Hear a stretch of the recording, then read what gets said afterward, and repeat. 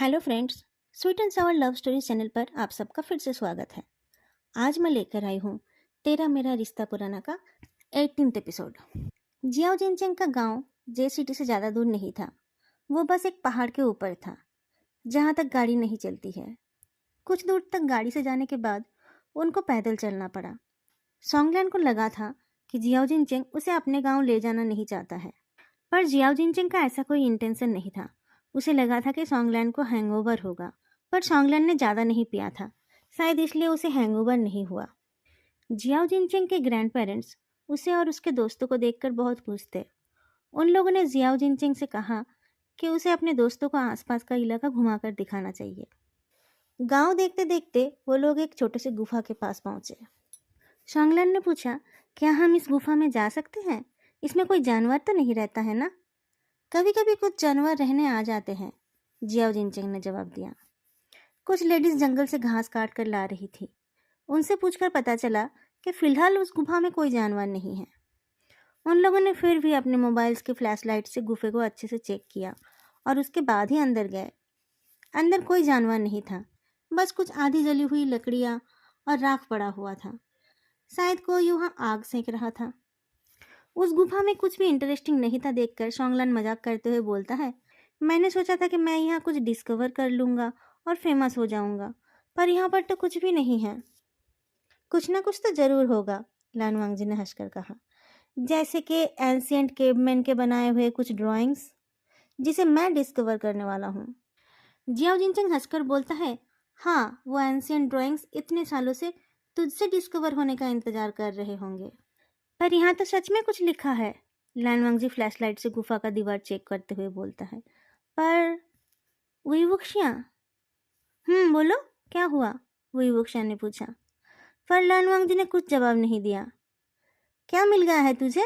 बोलते हुए सोंगलान भी अपना फ़ोन लेकर देखने लगा। ये क्या है? दोनों दोस्त बिना कुछ बोले देखे जा रहे थे। जियाओ जिनचेंग को लगा कि वो दोनों कोई प्रैंक कर रहे हैं, इसलिए वो देखने नहीं गया। वुईवुक्शियन को भी वैसा ही लग रहा था, फिर भी वो देखने गया। दीवार पर खुदाई करके कुछ लिखा हुआ था। अच्छे से देखने से पता चला कि वो उसी का नाम था। दीवार में एक दो बार नहीं, हजारों बार वुईवुक्शियन का नाम लिखा हुआ था। एक जगह पर कुछ और भी लिखा हुआ था जो उन लोगों को समझ नहीं आया। जियाओ जिनचेंग ने देखकर बताया कि वो एक पुराना फोक सॉन्ग है जो किसी प्रेमी ने अपने प्रेमी के याद में लिखा था। उस गाने के नीचे एक नाम भी लिखा हुआ था और वो नाम था लानवांगजी। शाम को सब लोग आग जलाकर बैठे थे। पड़ोस के दो चार और लोग थे जो हर शाम को जियाओ जिनचेंग के दादा दादी के साथ चाय पीने आते थे। जियाओ जिनचेंग की उम्र के भी दो लड़के थे। उनकी मम्मियों ने सबके लिए स्नैक्स भेजा था। बातों बातों में पता चला कि बहुत साल पहले लानवांगजी नाम का कोई पागल प्रेमी था जो उस गुफा में अपने प्रेमी के लिए सालों इंतजार करता रहा, पर उसका प्रेमी कभी वापस ही नहीं आया। पता नहीं वो कहाँ चला गया था। वो आदमी एक गाना भी गाता था। जंगल में आते जाते लोगों को वो गाना सुनाई देता था। लोग भी उसे गाने लगे और धीरे धीरे वो एक लोकगीति में बदल गया। लानवांगजी अपने बॉयफ्रेंड की तरफ देखकर सोचने लगा कि कहीं उसकी हालत भी उस लानवांगजी की तरह ना हो जाए। अगर वुईवुक्शियन ने कभी उससे प्यार करना बंद कर दिया तो वो क्या करेगा? वुईवुक्शियन भी उसी बात को लेकर सोच रहा था। वो सोच रहा था कि शायद वही लानवांगजी के लिए जिंदगी भर तड़पता रहेगा। बातें करते करते गाना बजाना भी शुरू हो गया और डिनर करके वो लोग सोने चले गए। लानवांगजी पहली बार वुईवुक्शियन के साथ सो रहा था। हाँ, ये वैसा नहीं था जैसा उसने सोचा था, पर वो दोनों एक ही कंबल के अंदर थे। लानवांगजी के दूसरे साइड में सोंगलान अपने कंबल में था और उसके बाद जियाओ जिनचेंग अपने कंबल में था। जियाओ जिनचेंग एक और कंबल ऑफर कर रहा था, पर लानवांगजी वुईवुक्शियन से चिपक कर सोने का मौका छोड़ना नहीं चाहता था। थोड़ी देर तक वो लोग बातें करते रहे और फिर गुड नाइट बोलकर सोने की कोशिश करने लगे। पर लानवांगजी का तो कुछ और ही इरादा था। वो वुईवुक्शियन के शर्ट के अंदर हाथ डालकर उसके पेट को टच करने लगा। इसके पहले उसने कभी उसे ऐसे टच नहीं किया था।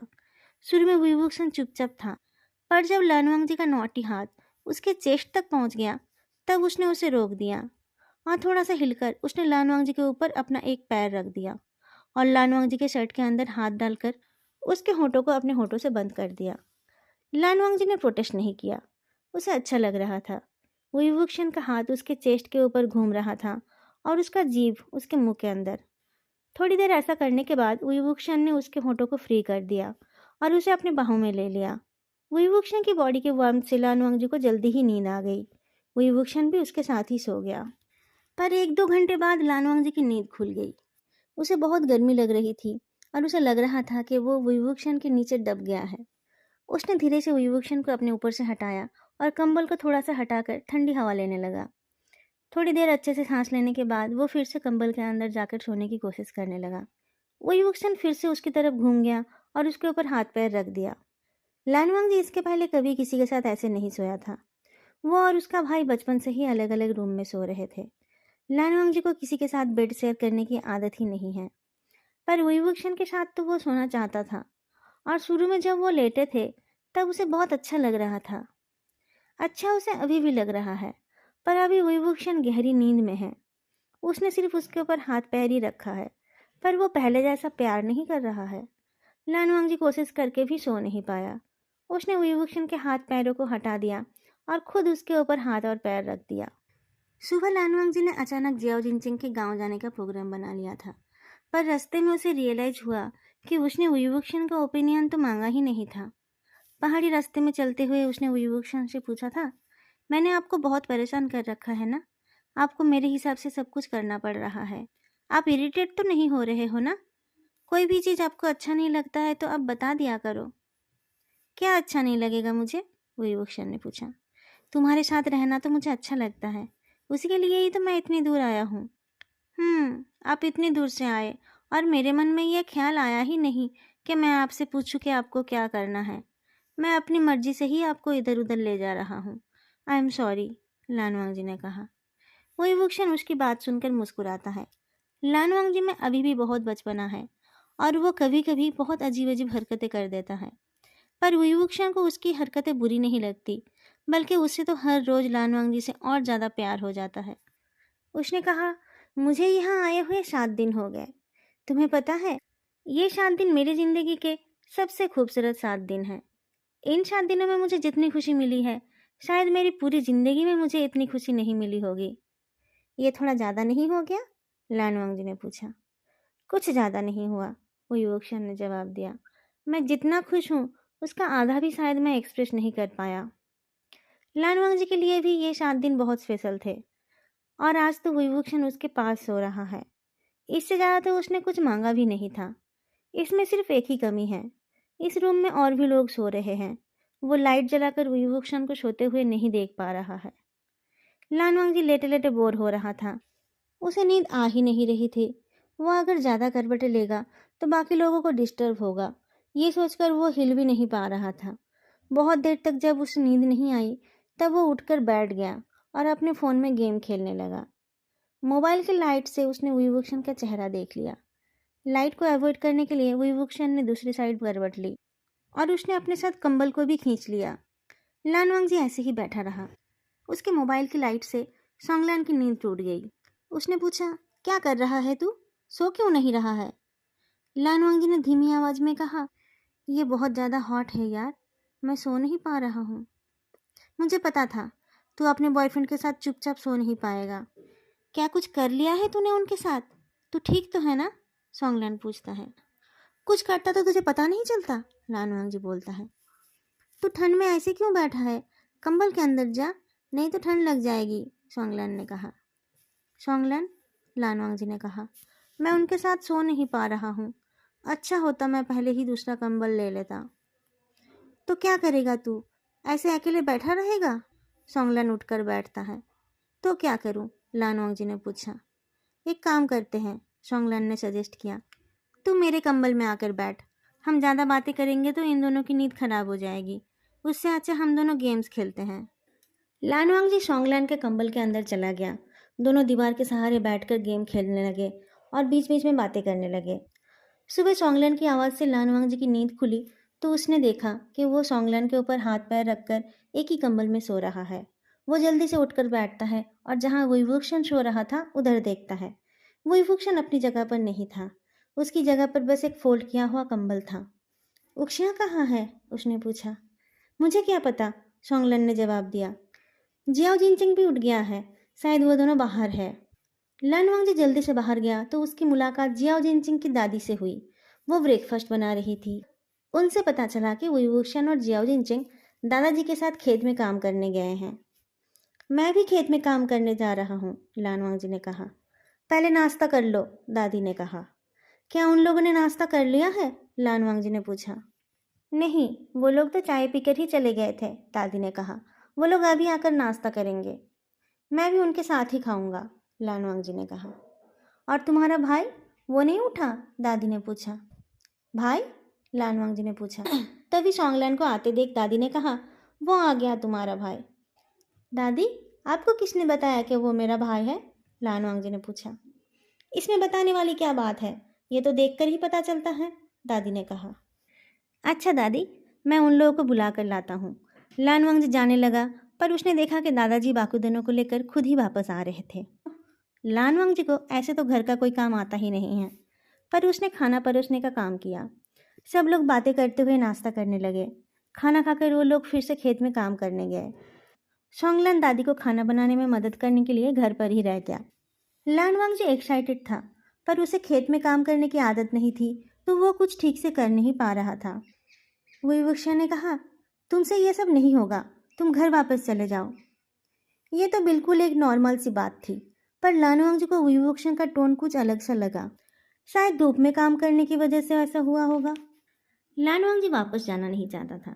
वो तो वुईवुक्शन को देखना चाहता था, क्योंकि वुईवुक्शन को देखकर उसका कभी मन भरता ही नहीं है। थोड़ी देर बाद जियाओ जिनचंग ने वुईवुक्शन को घर वापस जाने के लिए कहा।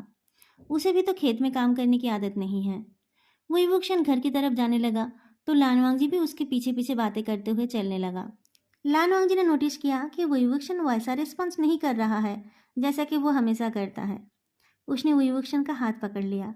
वुक्शिया, क्या हुआ है? आप कुछ बोल क्यों नहीं रहे हो? क्या बोलूँगा? वुईवुक्शन रुक तो गया, पर पीछे मुड़कर नहीं देखा। लानवांगजी इस रिस्पॉन्स से हैरान था। उसने पूछा, क्या आप मुझसे नाराज हो? वुईवुक्शन ने कुछ जवाब नहीं दिया। वो अपना हाथ छुड़ाकर फिर से चलने लगा। लानवांगजी उसके पीछे पीछे चलने लगा। क्यों नाराज हो आप? मुझे बताओ तो सही। तुम्हें नहीं पता? वुईवुक्शन ने पूछा। नहीं पता है, इसीलिए ही तो पूछ रहा हूँ, लानवांगजी ने कहा। पर वुईवुक्शन ने कुछ नहीं कहा। लानवांगजी उसके सामने जाकर उसका रास्ता रोककर खड़ा हो गया। प्लीज़ बताओ ना, क्या बात है? लानवांगजी ने पूछा। वुईवुक्शन की आंखों में नफरत और दुख एक साथ झलक रहे थे। क्या तुम सच में मुझे चाहते हो? उसने पूछा। लानवांगजी हैरान होकर देखता है। ऐसा क्यों बोल रहे हो? क्या गलती कर दी है मैंने? क्या मैंने तुम्हें मेरे साथ सोने के लिए मजबूर किया था? वुईवुक्शन ने पूछा। मैंने ऐसा कब कहा? मैं तो खुद ही। बोलते बोलते लानवांगजी कुछ रियलाइज करता है। आप इसलिए नाराज हो क्योंकि मैं सॉन्गलैन के कंबल में सो रहा था? ओह, मैंने सोचा पता नहीं मैंने क्या कर दिया है। वांगजी, मुझे ऐसा क्यों लग रहा है कि तुम मुझे अपना बॉयफ्रेंड बनाकर मुझ पर रहम कर रहे हो? वुईवुक्शन ने कहा। ये आप क्या बोल रहे हो? लानवांगजी पूछता है। आपको मेरा प्यार नहीं दिखता है? और मैं आप पर रहम करने वाला कौन होता हूँ? मैं तो खुद आपसे प्यार पाने के लिए तड़पता रहता हूँ। तो तुम्हें मेरे साथ सोना अच्छा क्यों नहीं लगा? वुईवुक्शन ने पूछा। अच्छा लगा था तो आपको पता नहीं चला? लानवांगजी ने पूछा। हाँ, मैंने देखा तुम्हें कितना अच्छा लगा था। वांगजी, अगर मैं तुम्हें पसंद नहीं हूँ तो तुम मेरे साथ डेट क्यों कर रहे हो? वुईवुक्शन ने पूछा। आप मुझे गलत समझ रहे हो। मुझे रात को बहुत गर्मी लग रही थी, इसलिए मैं कंबल से बाहर बैठा था। उस टाइम आपने पूरा कंबल ले लिया था। मैं सॉन्गलन के साथ सोने नहीं गया था। हम दोनों कंबल में बैठकर गेम खेल रहे थे।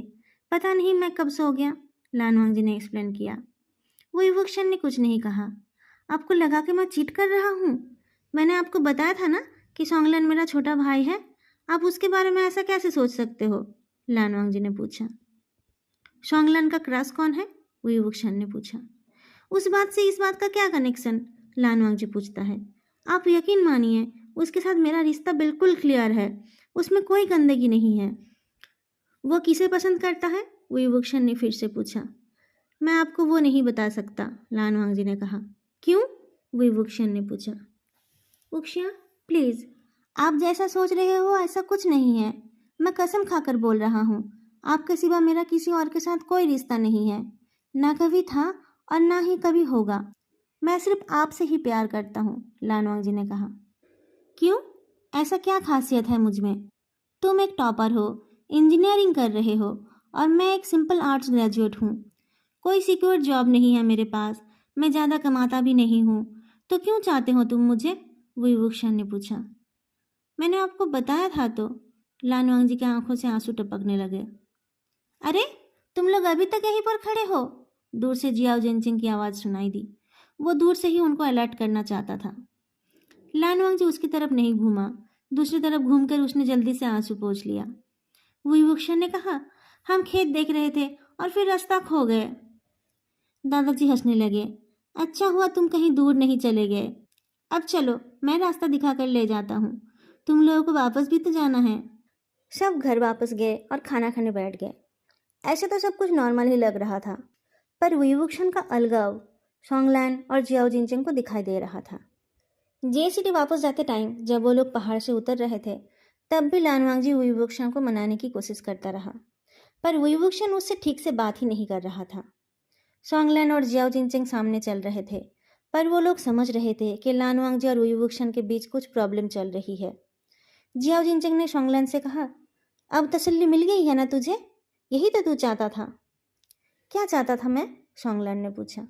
तू लानवांग जी का ब्रेकअप कराना चाहता था ना? जियाओ जिनचेंग ने पूछा। मैं ऐसा क्यों चाहूँगा? मैं तो उसकी खुशी चाहता हूँ, सोंगलैन ने कहा। पता है मुझे, तेरी नज़र है ना उस पर। उसे तो ये सब समझ नहीं आता है, पर मुझे पता है। वही है ना तेरा क्रश, तेरा love at first sight? Xiao Jincheng ने पूछा। तू पागल हो गया है? कुछ भी उल्टा सीधा बोले जा रहा है, सोंगलैन ने कहा। भाई है वो मेरा। हाँ, मैं उससे बहुत प्यार करता हूँ, पर एक सगे भाई के जैसा। तो तूने उन दोनों में मिसअंडरस्टैंडिंग क्यों क्रिएट किया? तुझे नहीं पता कि वांग जी उक्सियन भैया से कितना प्यार करता है? जियाओ जिनजिंग ने पूछा। मैंने ऐसा कुछ नहीं किया, सोंगलैन ने कहा। वांग जी रात को तेरे कंबल में क्या कर रहा था? उसे अपने बॉयफ्रेंड के साथ सोना चाहिए था ना? जियाओ जिनजिंग ने पूछा। वो रात को ठंड में बिना कंबल का बैठा था। मुझे लगा कि उसे ठंड लग जाएगी, वो बीमार पड़ जाएगा। कल उसका परफॉर्मेंस भी है, इसलिए मैंने उसे मेरे कंबल में बैठने के लिए कहा था। मुझे नहीं पता था कि उस बात से वुक्सन भैया नाराज हो जाएंगे। मैं अभी उनको बताता हूँ। सोंगलैन रुक गया। पागल हो गया है तू? तू कुछ बोलने जाएगा तो बात और बिगड़ जाएगी। उनको खुद को यह प्रॉब्लम सॉल्व करने दे, जियाओ जिनचिंग ने कहा। सोंगलैन फिर से चलने लगा। वुक्सियान भैया को तो पता है मेरा और वांग जी का क्या रिश्ता है। वांग जी उन्हें समझा लेगा। अगर तेरा क्रश वांग जी नहीं है तो कौन है? जियाओ जिनचिंग ने पूछा।